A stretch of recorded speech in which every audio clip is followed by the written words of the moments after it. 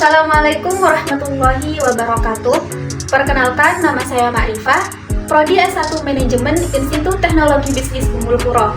Di sini, saya akan menjelaskan tentang soft skill yang saya miliki bertujuan untuk menyelesaikan ujian tengah semester mata kuliah soft skill dari dosen pengampu Ibu Vita Mami Margotillah. Apa sih soft skill itu? Soft skill bisa dikatakan sebagai keterampilan bawaan atau sifat seseorang yang tidak bisa dipelajari secara formal. Nah, di sini aku akan membahas tentang soft skill yang aku punya, yaitu mampu berkomunikasi dengan baik dan efektif. Pernah nggak sih kamu ngerasa mau ngelakuin sesuatu, tapi kamu nggak tahu cara nanya atau menyampaikannya gimana? Misalnya, menolak permintaan teman atau atasan soal kerja tambahan, tapi nggak tahu cara nolaknya gimana, atau bahkan mau menyampaikan kemauan kamu kayak gimana. Atau kamu khawatir menyakiti orang lain, bahkan bikin sensi. Kalau kamu ngerasa kayak gitu, it's okay. Berarti kamu ada di video yang tepat. Di sini, aku akan membahas 4 komunikasi yang wajib kamu pelajari. Jadi, simak videonya sampai habis ya. Komunikasi itu merupakan skill yang sangat penting yang perlu kita kembangin. Apalagi untuk mempunyai hubungan yang baik dengan orang lain, mau nambah temen, jadi orang yang lebih asyik buat diajak ngobrol, atau nyampein pikiran ke orang lain. Semuanya itu butuh kemampuan komunikasi yang baik dan efektif. Nah, setelah aku baca dan aku rangkum, setidaknya ada 4 kemampuan komunikasi yang wajib kamu pelajari biar bisa berkomunikasi yang baik dan efektif. Yang pertama, kemampuan mendengarkan. Mendengarkan di sini maksudnya benar-benar fokus dan hadir 100% buat orang itu. Caranya macam-macam, tapi salah satu cara buat memulainya adalah dengan menahan diri kita agar tidak memotong pembicaraan orang lain. Cara berikutnya nih, kamu bisa mengulang lagi apa yang diucapin buat konfirmasi. Hal ini bisa membuat lawan bicara kamu jadi tahu kalau kamu dengerin dia. Kemampuan mendengarkan ini bisa ngebantu kita jadi lebih paham tentang apa yang diucapin sama orang, serta lebih peka buat memahami perasaan orang lain. Yang kedua, komunikasi nonverbal atau komunikasi lewat bahasa tubuh, kayak nada bicara, postur tubuh, kontak mata, atau ekspresi.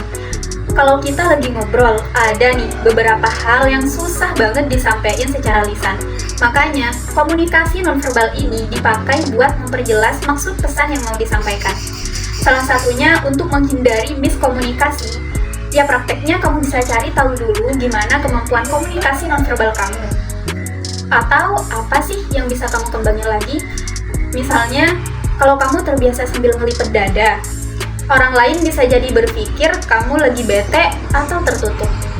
Mungkin juga, ya kalau biasanya kamu diajak ngobrol, tidak fokus dan melihat ke arah lain, gak jarang orang nanggepin kamu lagi gak nyaman atau lagi bener-bener gak mendengarkan. Yang ketiga, kontrol emosi. Akan ada masa di mana kamu atau lawan bicara kamu ngerasa emosi negatif, jadi susah buat berkomunikasi. Nah, agar bisa tetap berkomunikasi dengan baik, pengelolaan emosi menjadi salah satu yang sangat penting dalam berkomunikasi. Biar yang dari sebelumnya menggebu-gebu bisa balik lagi ke kepala yang dingin. Simpelnya, kamu bisa atur nafas pelan-pelan. Kalau misalkan ada waktu luang, kamu bisa putar lagu yang kalem, lakuin meditasi, atau melakukan kegiatan yang buat kamu tenang. Jadi, waktu kamu ngerasa udah siap nih untuk ngobrol, pikiran kamu sudah tenang, komunikasi kamu berjalan dengan lancar. Yang keempat, komunikasi asertif, yaitu kemampuan kamu untuk menyampaikan apa yang kamu mau dengan jelas dan tetap menghormati orang lain. Nah, salah satu cara untuk berkomunikasi secara asertif bisa kamu latihan pakai 3 hal yang sudah aku sebutkan di awal.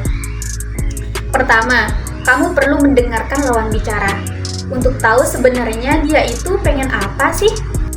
Kalau konteksnya teman lagi curhat, ya udah dengerin dulu apa masalahnya.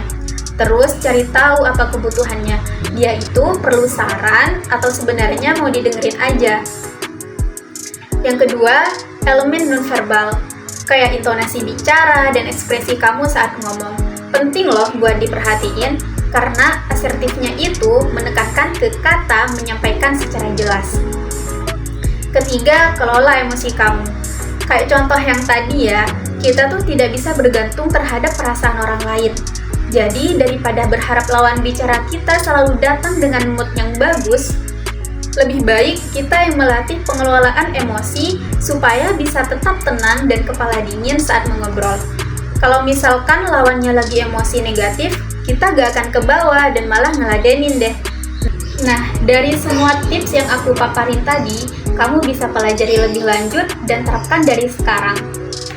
Cukup sekian dari saya. Apabila ada kesalahan, mohon maaf. Assalamualaikum warahmatullahi wabarakatuh.